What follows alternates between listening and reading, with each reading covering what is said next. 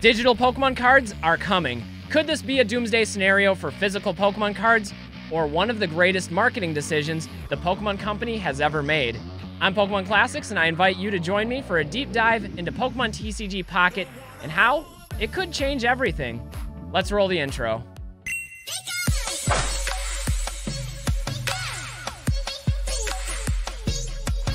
Hey everybody, what's up from Pokemon Classics, reminding you that the classics never go out of style. Recently, the Pokemon Company's announcement of a new mobile game, Pokemon TCG Pocket, has spurred a lot of discussion and speculation across the Pokemon community, from players to collectors and even casual enthusiasts. However, much of the discussion I've encountered has been a bit critical and in some cases, bordering on all-out doomsday scenarios. Already, I've heard many suggesting that this would replace the actual TCG play, and even some suggesting this would make physical Pokemon cards obsolete entirely.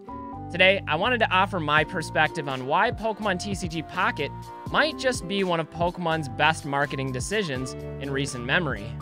First though, let's back it up. What exactly is TCG Pocket?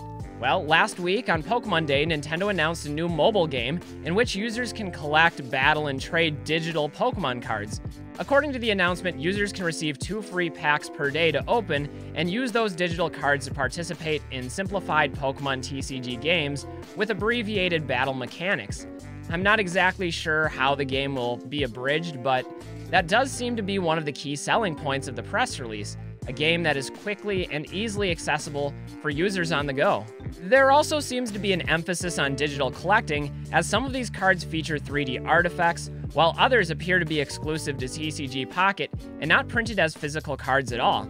The visual appeal of the game is pretty impressive, especially the immersive artworks mentioned in the preview video. Transcending the physical limitations of tangible cards, TCG Pocket offers a glimpse beyond the illustration borders of certain cards, making for a more immersive experience to collecting. In total, the announcement ran for over 4 minutes, making up a significant chunk of the Pokemon Presents video. It's also worth noting the amount of actual in-app footage shown throughout the preview, suggesting this game may be in its later stages of development. But together, these two factors seem to indicate the Pokemon Company's confidence in this product, and despite the mixed receptions from players, collectors, and enthusiasts, I think it could be really big. But that brings us to the controversy. The controversy surrounding Pokemon TCG Pocket seems to be all-encompassing, with different concerns coming from different segments of the Pokemon community. Competitive players of the Pokemon TCG, for example, have expressed concern about the simplified mechanics, dumbing down the game, and potentially drawing players away from the traditional TCG. Now, this is a legitimate concern. The Pokemon trading card game, though more simple and easier to learn than other games like Magic the Gathering or Yu-Gi-Oh!, does have a steep learning curve for new players. For most casual fans of Pokemon, the lower barrier of entry to TCG Pocket may siphon those casual players who otherwise would have learned the real game, attended leagues, and possibly even advanced to competitive play. There's also the accompanying concern over Pokemon TCG Live, Pokemon's existing online application for playing the TCG. Now, TCG Live is still relatively young, replacing Pokemon TCG Online less than a year ago. Since then, it's been a free but clunky application with a heavily criticized user interface and plenty of stability problems. However, it does offer a full unabridged online game, helpful for training players and refining gameplay strategies. With its poor reputation and less accessible gameplay though, it seems reasonable that some casual players might abandon Pokemon TCG Live, opting instead for Pokemon TCG Pocket. Personally, I've never played Pokemon TCG Live, but the reviews aren't stellar, and I've heard plenty of people criticizing Pokemon for not investing enough time and money into making this a better experience. It's not just players though. I've also heard plenty of criticism from collectors and businesses who depend upon physical trading cards. According to some, Pokemon TCG Pocket threatens these markets by providing a digital alternative to collecting that may siphon consumers away from physical Pokemon cards. It seems like a bit of a reach to me, but the reasoning seems to be threefold. Digital cards may be more affordable, more accessible, and more immersive. Why bother collecting physical cards when you have to pay more for them, store and protect them, don't always have them with you, and don't have the accompanying online features like direct gameplay and 3D artworks to explore? Again, it seems overly pessimistic to me, but in all fairness, I suppose there are some situations in which digital assets have come to replace physical media. A final issue worth mentioning, and one that seems a bit more problematic in my opinion, is the likelihood of microtransactions in Pokemon TCG Pocket. Now, the promo video specifically mentions 2 free packs per day, but like any mobile game, it's almost guaranteed to be packed with additional in-app purchases. Now, personally, I don't spend money on this type of stuff, and even though I really enjoyed Pokemon Go, the game's reliance on microtransactions to be fully enjoyed was a huge turnoff for me. Perhaps that'll be the case here with Pokemon TCG Pocket, but if it's anything like the hundreds of other successful mobile apps out there, the presence of in-app purchases will do little to deter people from actually playing the game. And that brings me to the point of this video: why Pokemon TCG Pocket might just be Pokemon's best marketing decision in recent memory.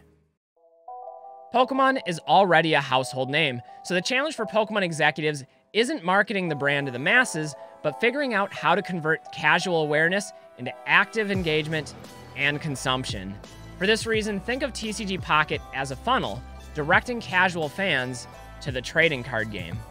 All of the fans who have played the video games or watched the animated series but have never bothered with the TCG due to its cost or its complexity now have a free sample right in their pocket. This could be huge. We already know that Pokemon has an amazingly diversified and successful IP with video games, television shows, trading cards, and plenty of merchandise. While the trading cards are already enormously popular, an astonishingly small percentage of Pokemon fans actually know how to play the TCG. This app can change all of that and introduce another wave of casual Pokemon fans into new TCG players, collectors, and most importantly for Pokemon executives, new consumers. In fact, funneling more Pokemon fans into the trading card game specifically seems to be a key component to Pokemon's marketing strategy as of late. Pokemon has renewed its efforts to support League play with new prizes, introduced strategic new promotions, and even released an entire animated series about competitive TCG play. So, a mobile TCG app seems like the logical next step. This app clearly is not designed to replace the physical Pokemon cards, but to promote them to a much broader audience. And we've seen firsthand how influential a simple cell phone app can be to this particular franchise. I want to take you back to 2016. It's crazy to think that that was already 8 years ago, but when Pokemon Go was released, it changed everything. Suddenly, the entire world was out catching Pokemon, including people who otherwise never would have experienced Pokemon in any other capacity. And that's because it was so uniquely innovative for its time and immediately accessible to everyone. Pokemon Go didn't replace the existing Pokemon games or draw people away from buying or collecting physical Pokemon cards. It had the opposite effect, funneling new masses of people into all corners of the Pokemon ecosystem. Now, just to be clear, I don't expect TCG Pocket to have anywhere near the same transcendent impact as Pokemon Go did, but I do expect it will successfully attract a new wave of Pokemon players and collectors to this space. Those who enjoy the simplified game and the digital artworks will find themselves more willing to buy real cards, join a local league, or start a real collection of their own. If Pokemon teaches us anything, is that evolution takes small steps, and for many, TCG Pocket may be that first necessary step, that first stage in their own evolutionary line. And one final point to end on is this: these types of simplified mobile apps aren't without precedent.